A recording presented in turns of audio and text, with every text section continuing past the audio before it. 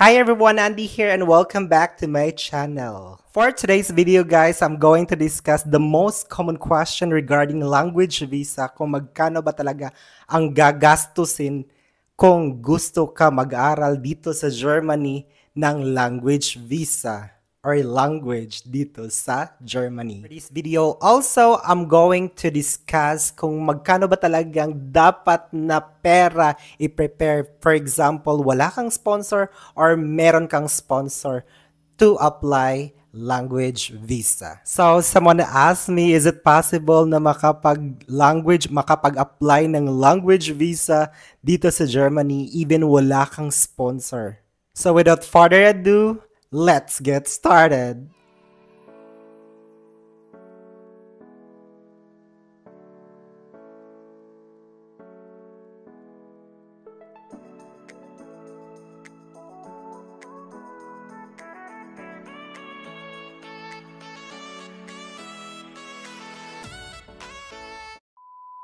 So, in applying a language visa here in Germany is like the other country, dapat ka talagang mag-prepare ng pesos, or pera for applying language visa. So, before we start, guys, if you have question, clarification about this, how to process language visa, I'll put link down below and check it if you're interested.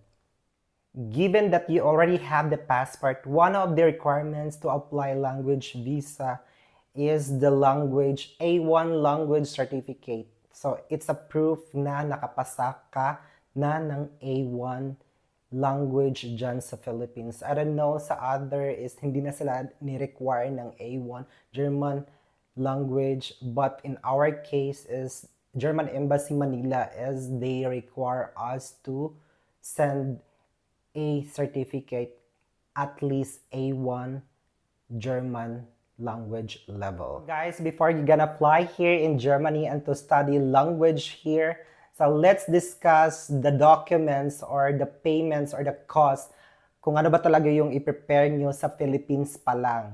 So first question is, how much is the language school dyan sa Philippines? I don't know kung saan kayo mag-i-enroll, but depende talaga yan. So, ang range talaga niyan is 20 to 30,000. So, let's say to 25,000 yung napili nyong school. After studying the language A1, Deutsch, or German level, so you're gonna take the examination. So, ang range ng examination nila in our part is we took the A1 exam sa Cebu. It costs 9,000. So, it's 9,000. So, for the cost of visa application, that time is 4,737 point something. So, actually, it's in euro. So, 75 euro talaga. Pero depende talaga yun kung magkano ang peso sa pag-apply mo that time. So, here are the summaries sa expenses sa Philippines pa lang if you're applying language visa.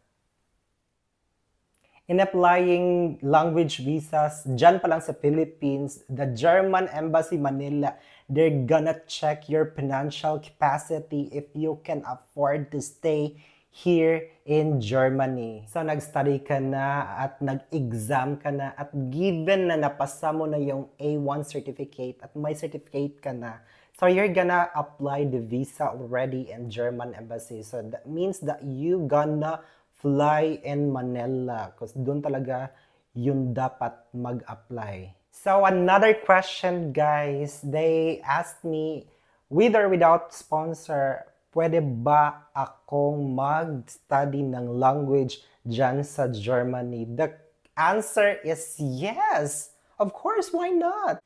If you can afford the cost of living here, the language here, the financial requirements in German Embassy in applying language visa, why not? So now I'm going to discuss with sponsor and without sponsor. So unahin natin ang without sponsor, guys. So in without sponsor, sa walang sponsor, guys, is actually, malaki talaga yung dapat i-prepare nyo papunta dito. So, dyan pa lang, dapat mag-show money kayo or dapat i-prove nyo sa German Embassy Manila na you have this amount or else your visa will be disapproved. Sa list of requirements ng language visa is nakalagay talaga dyan sa website nila na mayroon talaga silang required na amount kung magkano talaga yung per month na i-prepare mo if you're applying language visas. So, it's stated in the requirements sa website nila na dapat you prepare per month na 1,027 euro. Hindi siya peso, guys. It's 1,027 euro, guys, per month. This 1,027 euro, guys, is your budget here in order to survive and live here in Germany. So that includes your food, accommodation, and transportation. 1,027 euro per month pa lang yan, guys, in order to survive here living in Germany. So meaning, for example, if you apply A1 to B2 level here in Germany, so that means you gonna need to apply for how many months? So in learning the language here, German language here in Germany, they have A1, A2, B1, B2. So in every level, dapat aralin mo siya for 2 months. So A1 is 2 months, B1 is, A2 is 2 months, B1 is 2 months, and B2 is 2 months. So in all, times 2 is 8 months siya. So, dapat you need to prepare pa lang for your cost of living here na 8 months. So, 1,027 euro times 8 months. So, in the Philippines, even nakapag-aral na ako ng A1 at napasa ko na yung A1 dyan sa Philippines at may certificate na ako. So, when I already arrived here in Germany, so I decided talaga na mag-start talaga from A1 to B2 level. Kasi iba talaga yung ambience, yung learning mo talaga dito if dito ka nag-start sa Germany. So, I decided 8 months. I enrolled 8 months. So next expenses is you're gonna pay your own health insurance here in Germany. So in our case is namili kami ng health insurance na hindi gaano kamahalan kasi purita lang yung atin nyo, ganon. So yung per month ng health insurance namin is 37 euro per month. So 37 euro times 8, guys, is 296 euro. Next expenses is your school or your course here dito sa Germany. So, even nakapag-aral ako doon sa Germany at sa atin sa Philippines ng A1. So, I really enrolled A1 to B2 course here in Germany. So, sa school na in-enroll ko, yung course nila is ang A1 at ang A2 is 499 euro per month. At ang B1 at B2 is only 399 euro per month. So guys, here are the breakdown of all your expenses here if you don't have sponsor for applying language visa in Germany. So for the food, accommodation, and transpo, insurance, and for the school is itinimes ko na lang siya ng 8 months at ang total cost niya is 7,996 euro. Or if you're going to convert it into Philippine peso is, oh my God, 503,753.40 pesos. Now, if you have sponsor, here are the breakdowns. So, for the food, accommodation is, of course, you have the sponsor. So, baka naman, malibre ka sa food and accommodation. So, iniligay ko na lang dito is free yung food and accommodation kasi may sponsor ka naman, di ba?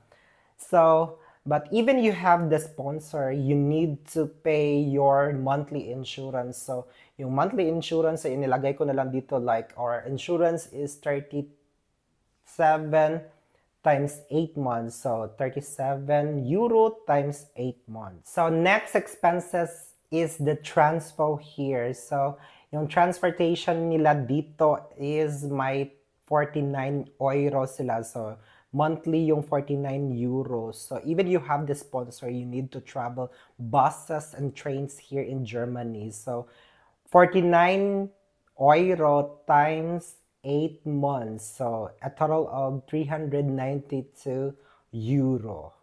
And lastly, the school and the course. So even you have the sponsor or without sponsor, you need to look for a school and study a course na hindi siya gaano kamahalan. So for us, we really find a school na hindi siya kamahalan, pero iba yung amount nila, yung prices nila. So for A1 and A2, so 4 months yung A1 and A2 kasi may A1, Punkt 1, A1.2, A2.1, A2.2. So, ganon sila dito sa Germany, guys. So, yung price ng A1 to A2 is 1,996. So, for the B1 and B2 naman is also 4 months siya, guys. So, ang price ng monthly niya is 399. So 4 times 4 months is 1,596 euro.